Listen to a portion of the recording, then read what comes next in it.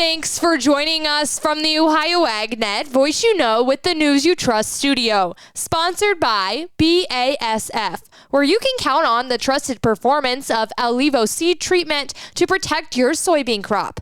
I am Allison Kinney. Good afternoon. Let's take a look at those headlines. Canadian farmers have been told that their biggest customer, China, has once again imposed a huge tariff on Canadians' largest oilseed export crop, effective immediately. But China did not say how long the tariff will remain in place. China has hit Canadian canola seed with a 76% duty, following a Chinese anti-dumping investigation. Advisor believes this most recent move by China against Canada ties directly to the 100% tariff that the former Biden administration imposed on Chinese electric vehicles. Almost a month after that, Canada followed the U.S. and matched the U.S. tariff on Chinese EVs. Bill Hawkins is a former chief of staff in the Canadian International Trade Ministry.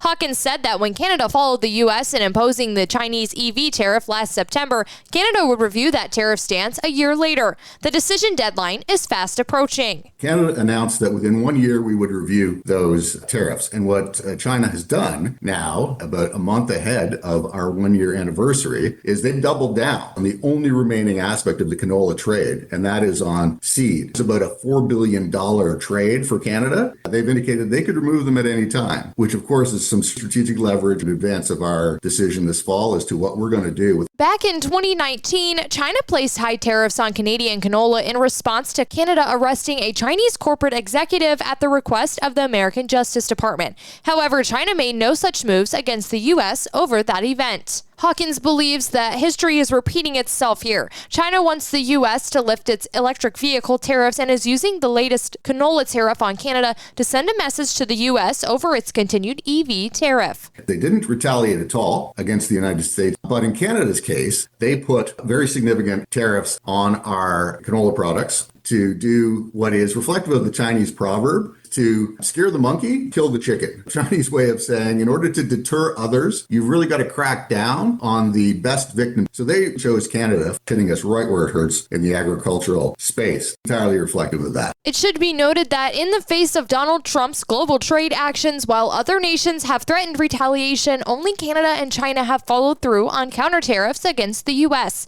Now, Canada is taking an economic brunt of tariff action by the world's two largest markets, China and the U.S.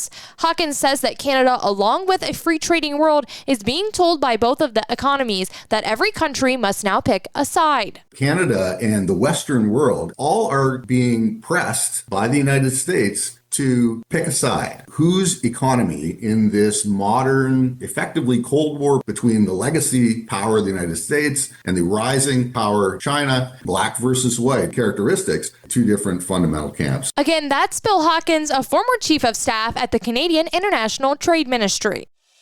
Soybeans are a game changer for Ohio's pork industry. Pigs thrive on soybeans' perfect blend of protein and energy, helping hogs nationwide devour the equivalent of 292 million bushels of soybean meal annually. Ohio is number 7 in pork production, contributing to the billions of pounds of pork enjoyed by families across the nation each year. From sizzling bacon to barbecued ribs, soybeans power the farms that feed families. Brought to you by Ohio soybean farmers and their checkoff. Now back to the headlines. The U.S. Export Council celebrated 3 decades of partnership between U.S. soy and Vietnam, with milestones including a Memorandum of Understanding and a Keystone Conference. The event highlighted the strength of the country's enduring relationship and its roles in supporting Vietnam's food, feed, and livestock sectors. The agreement aims to strengthen trade ties, foster industry collaboration, and enhance awareness of U.S. soy stability programs, such as U.S. Soy Sustainability Assurance Protocol. The MOU is the latest in a series of reaffirming the two countries' shared commitment to mutually beneficial trade. During a trade mission sponsored by USSEC in June, Vietnam's Minister of Agriculture and Environment signed the MOUs with USSEC members and other companies to purchase the more than $1.4 billion in U.S. agricultural products like soybeans, corn, wheat, meat, distillers' grain with solubles, and timber. U.S. soy plays a critical role in supporting Vietnam's pork, poultry, aquaculture, and soybean oil industries. Now let's take a look at the closing markets. This market report is brought to you by Seed Consultants. Simply better performance. Learn more online at seedconsultants.com. September corn closed in today up 8 3/4 at 383 3/4. December corn up 8 even at 405 1/4. March corn up 8 1/2 at 422 1/2.